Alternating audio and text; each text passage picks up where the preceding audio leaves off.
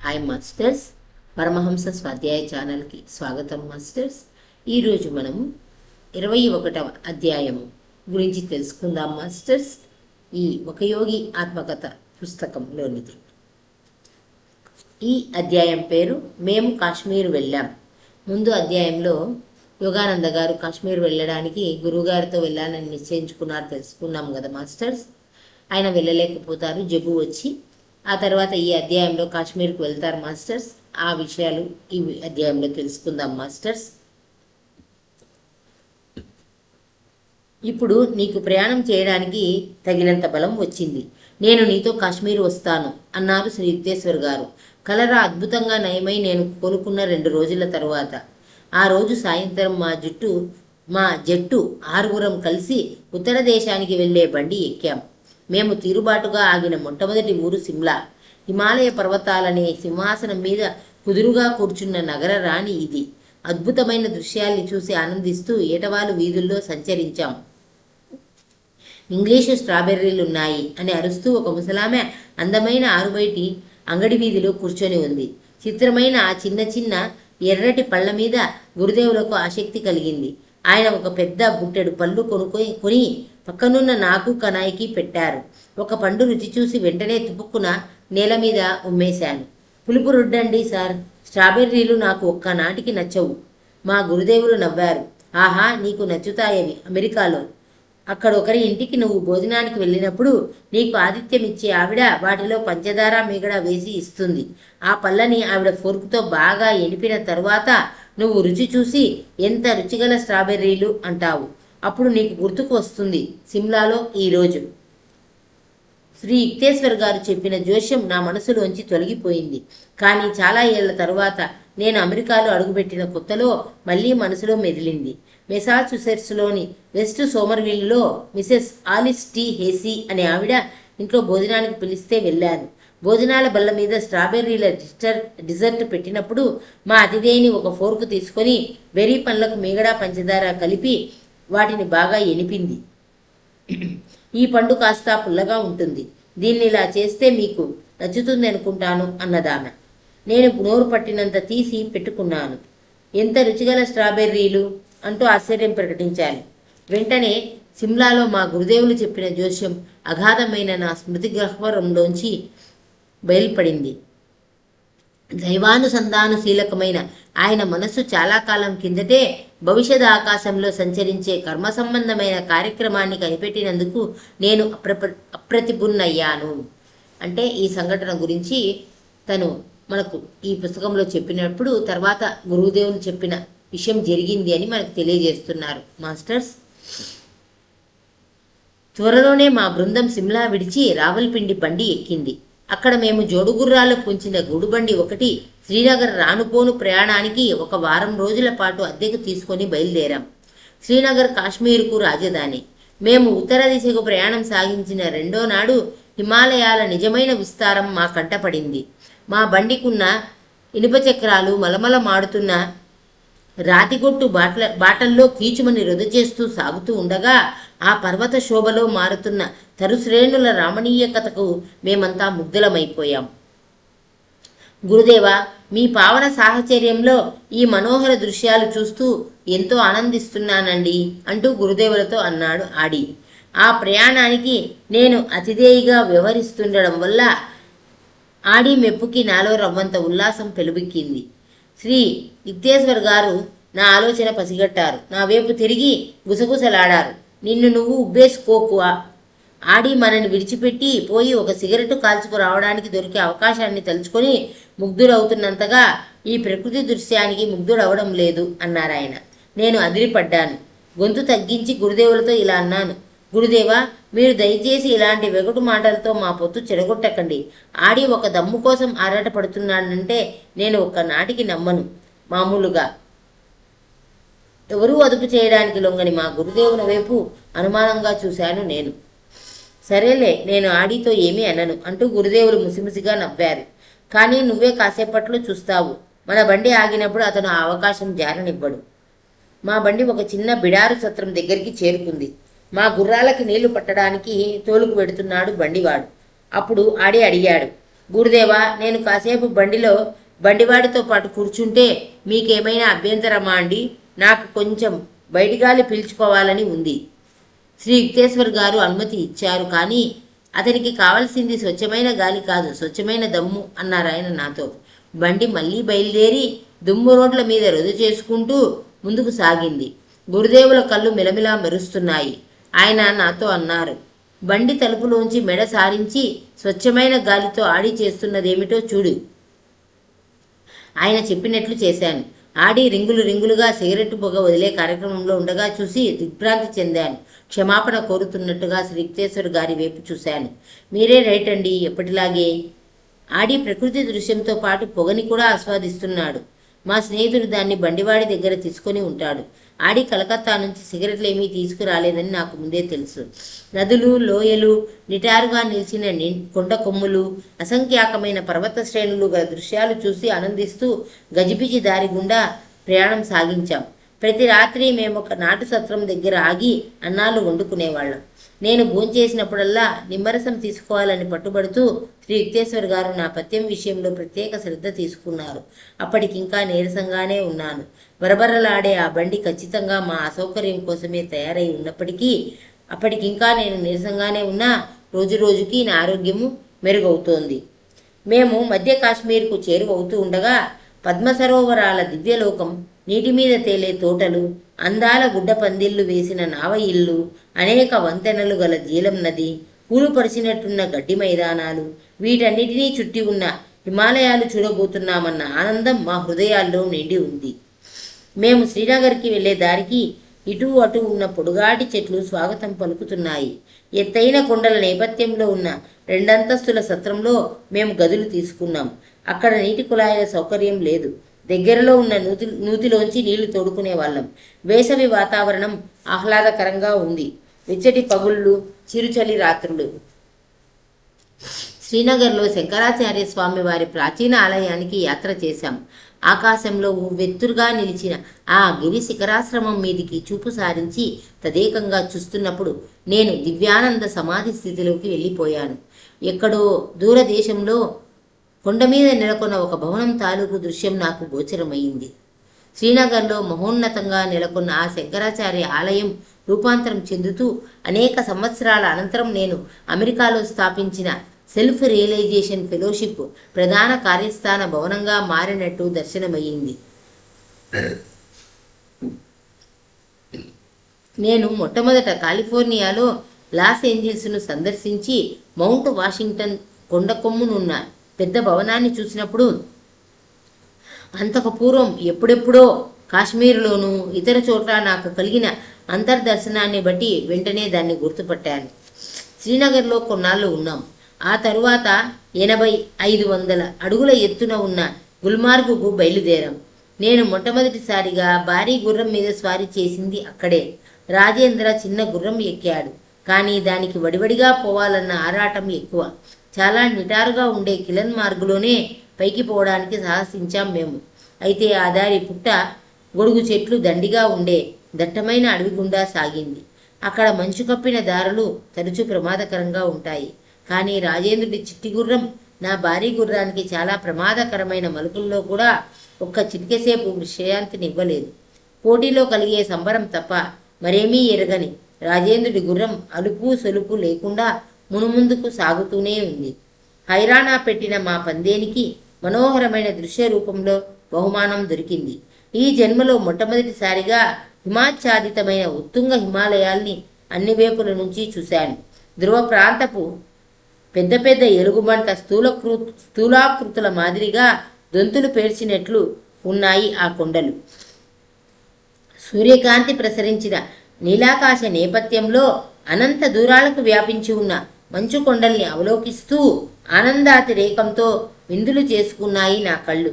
తలతల మెరిసే మంచుకొండ వాలుల్లో కుర్రకారు సావాసగాళ్లతో నేను ఆనందంగా దొర్లాను. మేమంతా పెద్ద దళసరి కోట్లు ధరించి ఉన్నాము. మా దిగుదల ప్రయాణంలో దూరాన విశాలమైన ఒక పసుపచ్చ పూల తివాసి చూశాం. వెలవెలబోయిన కొండల స్వరూపాన్ని పూర్తిగా మార్చేస్తోందది. మా విహారయాత్రల్లో ఆ తరువాత సందర్శించినది జహంగీర్ చక్రవర్తి షాలిమార్లోనూ నిషాత్లోనూ నిర్మించిన ప్రఖ్యాత విలాస ఉద్యానవనాలు.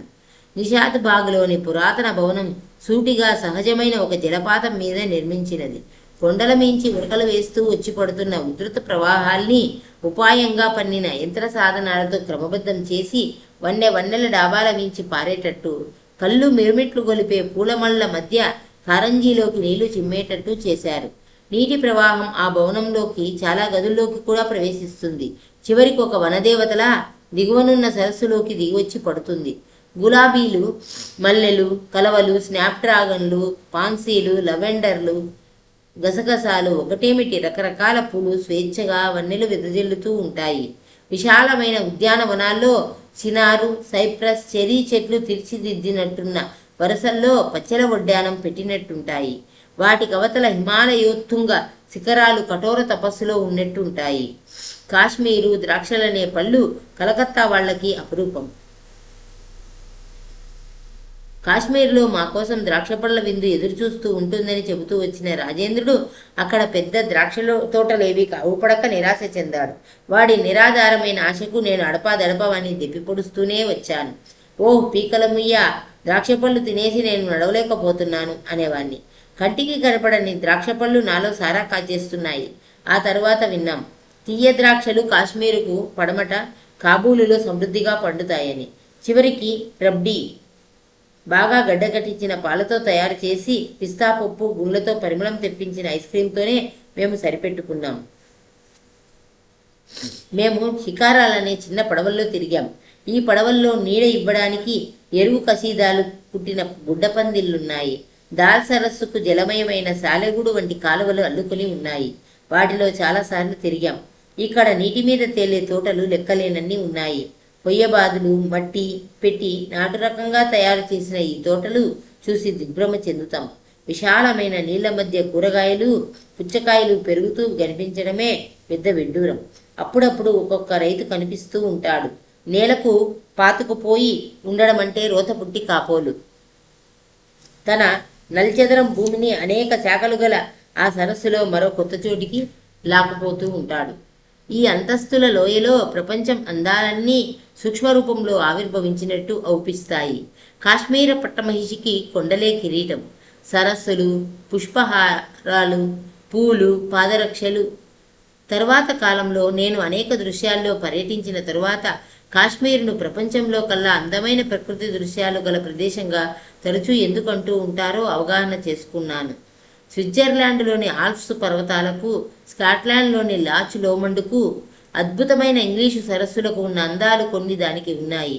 కాశ్మీరు వచ్చే అమెరికా యాత్రికుడికి అలస్కాలోని ఎగుడు దిగుడు కొండల శోభను, డెన్వర్ సమీపంలో ఉన్న పైకి శిఖరాన్ని గుర్తుకు తెచ్చేవిలా చాలా ఉన్నాయి. ప్రకృతి దృశ్యాల అందాల పోటీలో ప్రథమ బహుమతికి నేను మెక్సికోలోని జోకిమిల్కో అద్భుత దృశ్యాన్ని కానీ, కాశ్మీర్లోని సరస్సుల్ని కానీ పోటీకి నిలబెడతాను. జోకిమిల్కోలోని అనేక జలధారలలో ఉల్లాసంగా తిరిగే చేపల నడుమ మబ్బులు, కొండలు, పాపులర్ చెట్లు ప్రతిఫలిస్తూ ఉంటాయి. కాశ్మీరు సరస్సులు అందాల కన్నెలైతే వాటిని తీవ్రంగా ఒక కంట కనిపెట్టి వాటికి కాపుదల కల్పించేవి హిమాలయాలు. ఈ ప్రదేశాలు రెండూ భూమి మీదున్న మనోహర ప్రదేశాలన్నిటిలోకి అత్యుత్తమంగా నా మనసులో ప్రముఖంగా నిలిచిపోతాయి. అయినప్పటికీ ఎలోస్టోన్ జాతీయ ఉద్యానము, కొలరాడోలోని గ్రాండ్ కాన్యాస్ను, అలాస్కా ప్రదర్శించే అద్భుతాలు దర్శించినప్పుడు నేను అప్రతిభుణ్ణి అయ్యాను. లెక్కనేలన్ని ఉడుకునీటి బుగ్గలు, దాదాపు గడియారం పనిచేసేటంత క్రమబద్ధతతో గాలిలో ఉవ్వెత్తుగా ఎగజిమ్ముతూ ఉండడం భూమి మీద బహుశా ఒక్క ఎల్లోస్టోన్ ప్రాంతంలో తప్ప మరెక్కడా చూడమనుకుంటాను. ఈ అగ్నిపర్వత ప్రాంతంలో ప్రకృతి పూర్వ సృష్టి తాలూకు నమూనా ఒకటి నిలిపి ఉంచింది. ఉష్ణగంధకం ఊటలు, విమలక నీలమణి వర్ణాల మడుగులు, ఉధృతమైన నీటి బుగ్గలు, స్వేచ్ఛగా తిరుగుతుండే ఎలుగుబంట్లు, తోడేళ్లు, అడవిదున్నలు, ఇతర వన్యప్రాణులు ఔపిస్తాయి. వ్యోమింగ్ రోడ్ల వెంబడి మోటారు కారులో ప్రయాణం చేస్తూ డెవిల్స్ పెయింట్ పాట్ అనే బుడగలు వచ్చే ఉడుకుడుకు బురద నేల వరకు సాగుతూ గలగలలాడే నీటి ఊటల్ని, ఎగిసిపడే నీటి బుగ్గల్ని, ఆవిరి కారింజీల్ని గమనిస్తూ ఉన్నప్పుడు ఎల్లోస్టోన్కున్న విశిష్టతను బట్టి అది ప్రత్యేక బహుమతి పొందడానికి అర్హమైందని చెప్పాలనిపించేది. కాలిఫోర్నియాలోని యోస్మైట్లో ఉన్న పురాతన సతతహరిత శంకు ఆకార వృక్షాలు రాచటీవీతో భారీ స్తంభాలు ఆకాశంలో పైపైకి చొచ్చుకుపోతున్నట్టుగా సాగిపోతూ మేము దివ్య నైపుణ్యంతో రూపకల్పన చేసిన సహజమైన ఆకుపచ్చ గుడి గోపురాలు దర్శించాం. ప్రాచ్య ప్రపంచంలో అద్భుతమైన జలపాతాలు ఉన్నప్పటికీ కెనడా సరిహద్దున న్యూయార్క్లో ఉన్న నయాగరా ఉధృత సౌందర్యానికి వాటిలో ఏదీ దీటరాదు. కెంటకీలో ఉన్న బ్రహ్మాండమైన గుహ, న్యూ మెక్సికోలో ఉన్న కార్ల్స్బాడ్ కొండ గుహలు చిత్రమైన గంధర్వలోకాలు. గుహల పైకప్పుల నుంచి కిందికి వేలాడుతూ కింది నీళ్ళలో ప్రతిబింబించే పొడుగాటి సున్నప్రాతి స్తంభాలు మానవుడు ఊహించిన పరలోక సౌందర్యాన్ని ప్రకాశింపజేస్తాయి. ఈయన హిమాలయాలను చూస్తూ తను తర్వాతి కాలంలో ఫారెన్లలో చూసిన, అంటే విదేశాలలో చూసిన అద్భుత ప్రకృతి దృశ్యాలు, కొన్ని ప్రదేశాలలో ఉన్న వాటిని వివరించారు మాస్టర్స్. కాశ్మీర్లో అందానికి ప్రపంచ ప్రఖ్యాతి పొందిన ప్రజలు చాలామంది యూరోపియన్లంత తెల్లగానూ ఉంటారు. వాళ్ళలాగే ముక్కట్లు, అస్థి నిర్మాణము ఉంటాయి. చాలామందికి నీలికళ్ళు, లేతవన్నె జుట్టు ఉంటాయి. పాశ్చాత్య దుస్తులు ధరించినప్పుడు వాళ్ళు అమెరికన్లలా కనిపిస్తారు. హిమాలయాల చల్లదనం కాశ్మీరీలకు ఎండ ఉడుకుకు ఉపశమనం కలిగించి శరీరఛాయ లేతవన్నెలో ఉండేటట్టు చేస్తుంది. భారతదేశపు ఉష్ణమండల అక్షాంశ రేఖల వెంబడి దక్షిణాన దిగువకు ప్రయాణం చేసేవాళ్ళు రాను రాను మరింత నలుపుదేరిన వాళ్ళను చూస్తారు. అంటే చెప్తున్నారు చూడండి మాస్టర్స్, మన చుట్టూ ఉన్న ఉష్ణోగ్రతను బట్టి, మనముండ జీవించే ప్రదేశాన్ని బట్టి మన శరీరం రంగు ఏర్పడుతుంది అని చెప్తున్నారు మాస్టర్స్. అందుకే ఉత్తర దేశం వాళ్ళు చలికి దగ్గరగా ఉంటారు కాబట్టి వాళ్ళ శరీరం తెల్లగా ఉంటుంది. దక్షిణ దేశం వాళ్ళు ఉష్ణప్రాంతానికి దగ్గరగా ఉంటారు కాబట్టి శరీరము నలుపు రంగులో ఉంటుంది అని చెప్తున్నారు మాస్టర్స్. కాశ్మీర్లో కొన్ని వారాల పాటు ఆనందంగా గడిపిన తరువాత శ్రీరాంపూర్లో కాలేజీ తెరిచే రోజులు దగ్గర పడటంతో నేను బెంగాల్ తిరిగి వెళ్ళడానికి ఏర్పాట్లు చేసుకోవాల్సి వచ్చింది. శ్రీ యుక్తేశ్వర్ గారు కనాయి ఆడి శ్రీనగర్లో మరికొన్నాళ్ల పాటు ఉండిపోవలసి వచ్చింది. నేను బయలుదేరడానికి కొద్దిగా ముందు గురుదేవులు తమ దేహం కాశ్మీర్లో బాధకు గురి కావాల్సి వస్తుందని సూచనగా తెలియజేశారు. గురుదేవా, మీ ఆరోగ్యం నిక్షేపంలా ఉంది అన్నాను నేను అభ్యంతరం తెలుపుతూ. నేను ఈ లోకాన్ని వదిలేసే అవకాశం కూడా లేకపోలేదు అన్నారు ఆయన. గురూజీ, ఇప్పుడప్పుడే ఈ దేహాన్ని విడిచిపెట్టనని మాట ఇవ్వండి. మీరు లేకుండా గడుపుకోవడానికి నేను గట్టిగా సిద్ధపడలేదు అంటూ ప్రాధేయపూర్వకంగా ఆయన పాదాల మీద పడ్డాను. శ్రీ యుక్తేశ్వర్ గారు మౌనం వహించారు. కానీ దయార్థ దృష్టితో ఆయన నవ్విన చిరునవ్వు వల్ల ఆయన నాకు భరోసా ఇచ్చినట్టు అనిపించింది. మనసు ఒప్పుకపోయినా ఆయన్ని విడిచి వెళ్ళిపోయాను. గురుదేవులు ప్రమాదకరమైన జబ్బులో ఉన్నారు. ఆడి ఇచ్చిన ఈ తంతి నేను శ్రీరాంపూర్కు తిరిగి వచ్చిన కొన్నాళ్లకు మాకు అందింది. గురుదేవా, మీరు నన్ను విడిచి వెళ్ళాలని మాట ఇమ్మని మిమ్మల్ని కోరుకున్నాను. మీరు దయచేసి దేహాన్ని నిలుపుకోండి, లేకపోతే నేను కూడా చచ్చిపోతాను అంటూ నేను వ్యగ్రంగా మా గురుదేవులకు ఒక తంతి ఇచ్చాను. నీ కోరికే నెరవేరనియ్యి.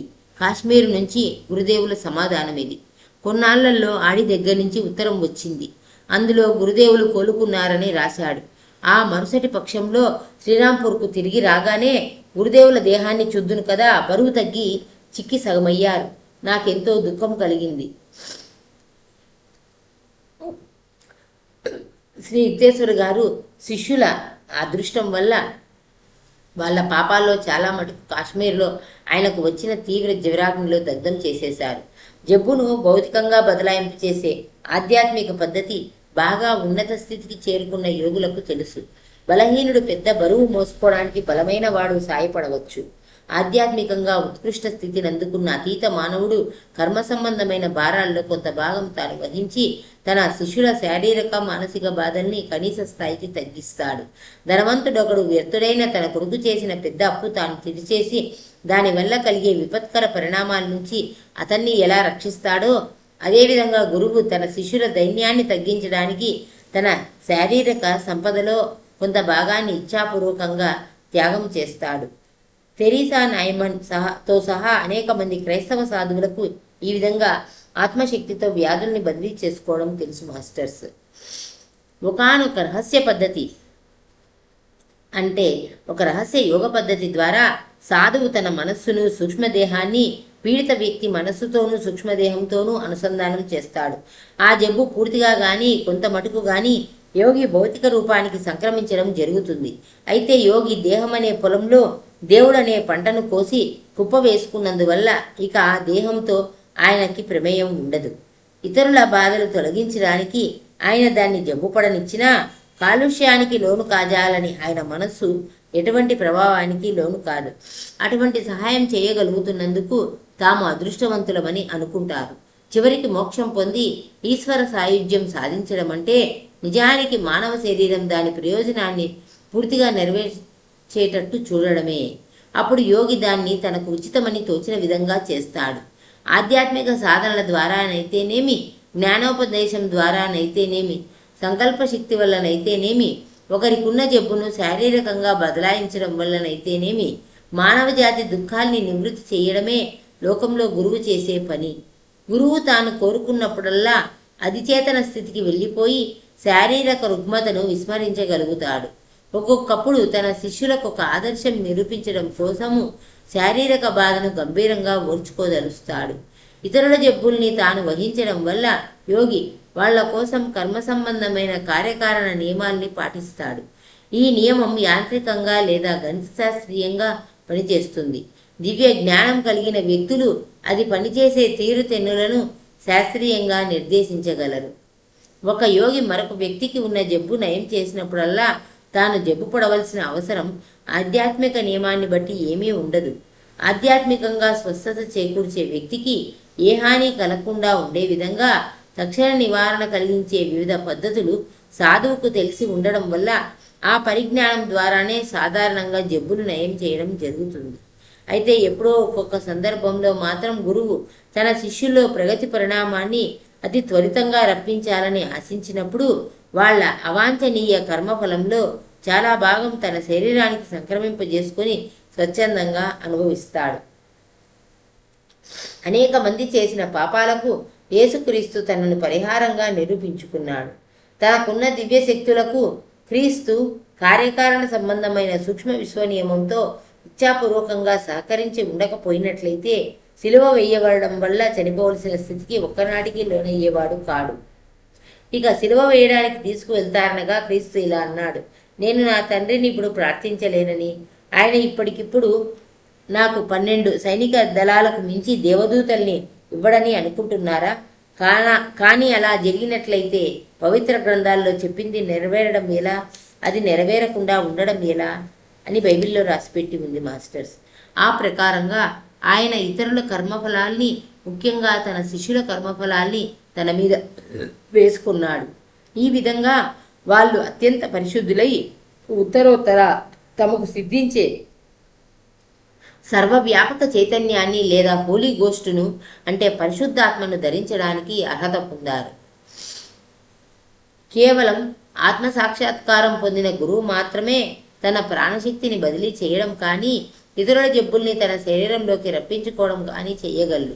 మామూలు మనిషి రోగ నివారణ చేసే ఈ యోగ పద్ధతిని అవలంబించలేడు. అతను అలా చేయడం ఆశించదగ్గది కూడా కాదు. ఎంచేతంటే అనారోగ్యమైన శరీర సాధనం గాఢమైన ధ్యానానికి అవరోధం. మానవుడు తన శరీరాన్ని మంచి స్థితిలో ఉంచుకోవడం అతని విద్యుక్త ధర్మంగా ఐందవ పవిత్ర గ్రంథాలు ఘోషిస్తాయి. లేకపోతే అతని మనస్సు భక్తి తత్పరమైన ఏకాగ్రతలో కుదురుగా నిలబడలేదు. అయితే అత్యంత దృఢమైన మనస్సు మాత్రం శరీర బాధలన్నింటినీ అధిగమించి ఆత్మసాక్షాత్కారం సిద్ధింపజేసుకోగలదు. అనేక మంది సాధువులు అనారోగ్యాన్ని ఖాతరు చేయకుండా దైవాన్వేషణలో విజయం పొందారు. సెయింట్ ఫ్రాన్సిస్ ఆఫ్ అసిసి తాను జబ్బులతో తీవ్రంగా బాధపడుతూ ఉండి కూడా ఇతరులకు నయం చేశాడు. అంతేకాదు చచ్చిపోయిన వాళ్లను బతికించాడు కూడా. వెనక నాకు తెలిసిన భారతీయ సాధువు ఒక ఆయనకు తొలినాళ్లలో ఒంట్లో సగభాగం వరకు పుళ్లతో నిండిపోయి ఉండేది. ఆయనకు మధుమేహ వ్యాధి ఎంత తీవ్రంగా ఉండేదంటే పట్టుమని 15 నిమిషాల పాటు నిలకడగా ఒకచోట కూర్చోలేకపోయేవాడు. కానీ ఆయన ఆధ్యాత్మిక ఆకాంక్ష మాత్రం దుర్నిరోధమైనది. ప్రభు, నా శిథిలాలయంలోకి వస్తావా నువ్వు అంటూ ప్రార్థించేవాడు. అనంతమైన సంకల్ప శక్తి పాటవంతో ఆ సాధువు క్రమక్రమంగా రోజు 18 గంటల పాటు పద్మాసనంలో కూర్చొని సమాధిలో తన్మయుడై ఉండే స్థితికి వచ్చాడు. 3 ఏళ్లు గడిచేసరికి ఆ అనంత జ్యోతి నాలో మహోజ్వలంగా ప్రకాశించడం గమనించాను. ఆ తేజస్సుకు ఆనందిస్తూ మైమర్చిపోయాను. దైవకృప వల్లనే నా శరీరం సంపూర్ణ ఆరోగ్యం పొందిందని ఆ తర్వాత గమనించాను అని నాకు చెప్పారాయన. భారతదేశంలో మొఘలు సామ్రాజ్య స్థాపకుడైన బాబర్ చక్రవర్తి క్రీస్తు శకం 1483 నుంచి 1530 వరకు మన భారతదేశాన్ని పాలించాడు మాస్టర్స్. ఈ బాబర్ చక్రవర్తి, ఆయనకి సంబంధించి చరిత్ర ప్రసిద్ధమైన రోగ నివారణ సంఘటన ఒకటి ఉంది. ఆయన కొడుకు హుమయూను తీవ్రంగా జబ్బు పడ్డాడు. ఆ జబ్బు తనకు వచ్చి తన కొడుకు బతికి బయటపడాలన్న దృఢ నిశ్చయంతో సంతప్త హృదయుడై ప్రార్థించాడా తండ్రి. హుమయూన్ కోలుకున్నాడు. హుమయూను అక్బర్ చక్రవర్తికి తండ్రి. బాబర్ వెంటనే జబ్బు పడ్డాడు. తన కొడుక్కి వచ్చిన జబ్బుతోనే ఆయన చనిపోయాడు. మొదట్లో అక్బర్ చక్రవర్తి ఇస్లాం మతోన్మాదంతో హిందువుల్ని హింసించాడు. ఆ తరువాత ఆయన నాలో జ్ఞానం పెరిగే కొద్దీ నేను అవమానంతో కుంగిపోయాను అన్నాడు. దివ్యలీలలు ప్రతి మతం వాళ్ల మందిరాల్లోనూ సంభవిస్తాయి. భగవద్గీతను పారసీక భాషలోకి అనువదించే ఏర్పాటు చేశాడతను. అంతేకాకుండా రోమ్ నుంచి అనేక మంది జెసూయిట్ ఫాదరీలను తన ఆస్థానానికి ఆహ్వానించాడు. అక్బరు ఈ కింద పేర్కొన్న సూక్తి క్రీస్తు చెప్పినట్టుగా పొరపట్టా కూడా అభిమాన పురస్సరంగా ఉదాహరించాడు. అక్బరు కొత్తగా నిర్మించిన ఫతేపూర్ సిక్రీ నగరంలో విజయ తోరణం మీద చెక్కించినది. మేరీ కుమారుడు యేసు, ఆయన ఆత్మకు శాంతి లభించుకాక, ఇలా అన్నాడు: ఈ ప్రపంచం ఒక వంతెన, దాని మించి సాగిపో, కానీ దాని మీద ఇల్లు కట్టకు అని ఈ విధంగా ఈ మొఘలుల గురించి కూడా ఈ అధ్యాయంలో వివరించినారు మాస్టర్స్. మహాపురుషులకు శాండో మాదిరి ఆరోగ్యం బలంగా ఉండాలని చాలామంది నమ్మకం. అంటే ఈ శాండో అనే ఆయన ప్రపంచంలో అందరికన్నా బలిష్ఠుడిగా పేరుగొన్న ఒక జర్మన్ క్రీడాకారుడు మాస్టర్స్. ఆయన 1925 సంవత్సరంలో మరణం చెందినాడు. ఈ ఊహ నిరాధారమైనది. జీవితకాలమంతా చెక్కు చెదరకుండా ఉన్న ఆరోగ్యం ఆంతరిక జాగృతిని సూచిస్తుందనడానికి ఎలా వీలు లేదో, అలాగే రోగిష్టి శరీరం ఉన్న మాత్రాన ఒక సద్గురువుకు దివ్యశక్తులు లేవని చెప్పడానికి కూడా వీలు లేదు. సద్గురువును గుర్తుపట్టడానికి వీలైన అర్హతలు ఆధ్యాత్మికమైనవే కానీ శారీరకమైనవి కావు. ఆధ్యాత్మిక విషయాల మీద ధారాళంగా మాట్లాడడం కానీ రాయడం కానీ చేసేవాడు సద్గురువై ఉంటాడని తబ్బిబ్బైన పాశ్చాత్య సాధకులు అనేక మందికి పొరపాటున అనుకుంటూ ఉంటారు. అయితే ఎవరైనా సద్గురు అని చెప్పడానికి నిదర్శనం తన సంకల్పానుసారంగా ఊపిరి లేకుండా ఉండే స్థితికి, అంటే సవికల్ప సమాధి స్థితికి వెళ్ళే సామర్థ్యంలోనూ, మార్పు చెందని ఆనందాన్ని అంటే నిర్వికల్ప సమాధి సాధించడంలోనూ కనిపిస్తుంది. కేవలం ఈ ఉపలబ్ధుల వల్ల మాత్రమే మానవుడు మాయా అనే ద్వంద్వోపేతమైన విశ్వభ్రాంతిని తాను జయించినట్టు నిరూపించుకోవచ్చని ఋషులు చెప్పారు. ఏకం సత్ అంటే ఉండేది ఒకే ఒకటి అంటూ అనుభూతి ఆగాధాల్లోంచి గొంతెత్తి చెప్పేవాడు అతనొక్కడే. అజ్ఞానం కారణంగా ద్వంద్వభావం ఉన్నప్పుడే సమస్త వస్తువుల్ని ఆత్మకు భిన్నంగా చూస్తాడు అని రాశారు అద్వైత మహాప్రవక్త ఆచార్య శంకరులు. ప్రతిదీ ఆత్మగానే అవగతమైనప్పుడు ఒక్క అణువును కూడా ఆత్మకు భిన్నంగా దర్శించడం జరగదు. మేలుకున్న తరువాత కళ ఎలా ఉండదో అచ్చం అలాగే సత్యాన్ని గురించిన జ్ఞానం ఉదయించినప్పుడు శరీరానికి ఉన్న మిథ్యాత్వం వల్ల అనుభవించవలసిన పూర్వకర్మ ఫలాలన్నవేవీ ఉండవు. మహాగురులు మాత్రమే శిష్యుల కర్మను తాము వహించగలరు. శ్రీ యుక్తేశ్వర్ గారు తమ శిష్యులకు ఆ విచిత్ర రీతిలో సహాయపడడానికి తమలోని చిచ్చక్తి నుంచి అనుమతి పొంది ఉంటేనే కానీ శ్రీనగర్లో జబ్బుపడి ఉండేవారు కాదు. దైవాజ్ఞల్ని పాలించడానికి సమకూరిన సునిశ్చితమైన జ్ఞానంలో దైవానుసంధాన పరాయణులైన మా గురుదేవుల్ని మించిన వాళ్ళు అరుదు. బాగా చిక్కిపోయిన ఆ శరీరాన్ని చూసి సానుభూతితో 4 ముక్కలు అనడానికి నేను సాహసించినప్పుడు మా గురుదేవులు ఉల్లాసంగా ఇలా అన్నారు: దీని లాభాలు దీనికి ఉన్నాయి. కొన్నేళ్లుగా నేను వేసుకొని కొన్ని చిన్న గంజిలోకి ఇప్పుడు దూరగలుగుతున్నాను. గురుదేవుల చమత్కారం, వారి గలగల నవ్వు వింటుంటే సెయింట్ ఫ్రాన్సిస్ డి సేల్ అన్న మాటలు నాకు గుర్తుకు వచ్చాయి. దుఃఖించే సాధువు సాధువే కాడు. అంటే ప్రతి విషయాన్ని, అంటే మన జీవితంలో జరిగే ప్రతి సంఘటనని, ప్రతి పరిస్థితిని మనము పాజిటివ్గా ఊహించుకొని అలా మలుచుకొని మనం ఆనందంగా జీవించాలని గురువులు ఇలా మనకు తెలుపుతుంటారు మాస్టర్స్. ఈ పుస్తకం ద్వారా మనం ఎంతోమంది గురువుల గురించి, మన చక్రవర్తులు అంటే మొఘలు చక్రవర్తి గురించి తెలుసుకున్నాం. మొన్న ఒక అధ్యాయంలో సంగీతం గురించి తెలుసుకున్నాం. అంటే ఎన్నో విషయాలను మనం తెలుసుకోవచ్చు మాస్టర్స్. వాటిని అర్థం చేసుకొని మన భారతదేశం ఎంత అద్భుతమైన దేశము అని మనకు అర్థమవుతుంది మాస్టర్స్. ఇక్కడ ఎంత జ్ఞానం ఉంది అనేది కూడా మనము అర్థం చేసుకోవచ్చు మాస్టర్స్. ఇంకా ఇప్పుడు ఈ అధ్యాయంలో అశోకుని చక్రవర్తి గురించి కూడా తెలుసుకుందాం మాస్టర్స్. కాశ్మీర్ రాజధాని శ్రీనగర్ను అశోక చక్రవర్తి క్రీస్తు పూర్వం 3వ శతాబ్దిలో నిర్మించాడు. అక్కడ ఆయన 500 మఠాలు కట్టించాడు. తరువాత 1000 సంవత్సరాలకు హియన్ సాంగ్ అనే చైనా యాత్రికుడు కాశ్మీరు దర్శించిన నాటికి వాటిలో ఇంకా 100 మఠాలు నిలిచి ఉన్నాయి. ఫాహియాన్ 5వ శతాబ్ది అనే మరో చైనా రచయిత పాటలీపుత్రం ఇప్పటి పాట్నాలో అశోకుడు నిర్మించిన విశాల రాజప్రసాదం శిథిలాలు చూసి వాస్తుకళలోనూ అలంకరణ శిల్పకళలోనూ ఆ నిర్మాణానికి గల అద్భుత సౌందర్యాన్ని బట్టి అది మానవ మాతృల చేతుల్లో తయారైంది కాదు అనిపిస్తుందని రాశాడు. పాటలీపుత్ర నగరానికి ఆకర్షకమైన చరిత్ర ఉంది. బుద్ధ భగవానుడు క్రీస్తుపూర్వం 6వ శతాబ్దిలో దర్శించిన నాటికి ఈ ప్రదేశంలో అనామకమైన ఒక చిన్న కోట ఉండేది. ఆయన దీని భవిష్యత్తును గురించి దోషం చెబుతూ ఆర్యజాతి జనులు ఏ ఏ దూర ప్రాంతాల్లో నివసిస్తారో, వర్తకులు ఏ ఏ దూర ప్రాంతాలకు ప్రయాణిస్తారో అక్కడి వరకు ఈ పాటలీపుత్రమే ప్రధాన నగరం అవుతుంది, అన్ని రకాల వస్తువుల క్రయ విక్రయాలకు కేంద్రం అవుతుంది అని మహాపరినిర్వాణ సూత్రంలో గౌతమ బుద్ధుడు రాశారు. 2 శతాబ్దుల తరువాత ఈ పాటలీపుత్రం చంద్రగుప్త మౌర్యుడి విశాల సామ్రాజ్యానికి రాజధాని అయ్యింది. ఆయన మన్మడు అశోకుడు ఈ నగరానికి ఇతోధిక వైభవాన్ని, శోభను చేకూర్చాడు. ఇది చూడండి మాస్టర్స్. ఈ విధంగా మనము ఈ పుస్తకం ద్వారా మన భారతదేశాన్ని పరిపాలించిన ఎంతోమంది చక్రవర్తుల గురించి, వారి ఔన్నత్యం గురించి, వాళ్ళు మతపరంగా కానీ ఒక జనాల కోసం కానీ వాళ్ళు ఎంత పాటుపడేవారు, ఎంతగా పరిపాలించారు మన భారతదేశాన్ని ఆధ్యాత్మికంగా ముందుకు తీసుకువెళ్ళడానికి, భౌతికంగా మనం ఎంత ఉన్నతంగా ఉన్నాం అనేవి విషయాలు తెలుసుకోవచ్చు మాస్టర్స్. Thank you masters. 21వ అధ్యాయం పూర్తయింది మాస్టర్స్. Thank you.